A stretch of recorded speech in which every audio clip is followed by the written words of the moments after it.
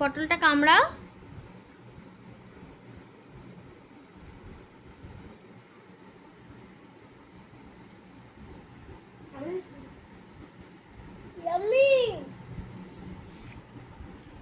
পটলগুলোকে প্রথমে নুন হলুদ মাখিয়ে রেখে দেওয়া হয়েছিল। তো ওপর দিকটা আর নিচের দিকটা ভালো করে কেটে আর সাইডগুলো ভালো করে কেটে নেওয়া হয়েছিল। তো আদা রসুন, লঙ্কা, গোটা ধনে, গোটা জিরে, গোটা মৌরি আর রাঁধুনি, এই মশলাগুলোকে খুব ভালো করে আগে পিষে নিতে হবে। তো তারপরে পিষা হয়ে গেলে এর কড়াতে তেল দিয়ে তার মধ্যে পটলগুলোকে ভালো করে লাল লাল করে ভেজে তুলে নিতে হবে। তারপর ওই তেলের মধ্যেই এলাচ, দারচিনি আর লবঙ্গ থেতো করে ফোড়ন দিয়ে দিয়েছিল।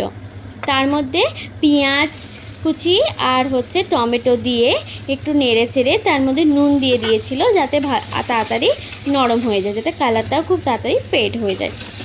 এরপর ওর মধ্যে ওই বেটে রাখা মশলাটা দিয়ে একটু নেড়ে চেড়ে তার মধ্যে হলুদ গুঁড়ো আর লঙ্কার গুঁড়ো দিয়ে খুব ভালো করে মশলাটাকে কষে ফেলেছিল। তারপর কষা হয়ে গেলে ওই মশলার জলটা অল্প করে দিয়ে আবার ভালো করে অনেকক্ষণ ধরে ভালো করে কষিয়ে ফেলেছিল।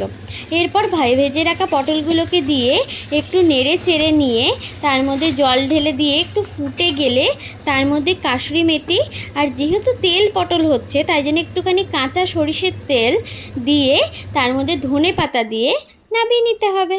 ব্যাস রেডি তেল পটল।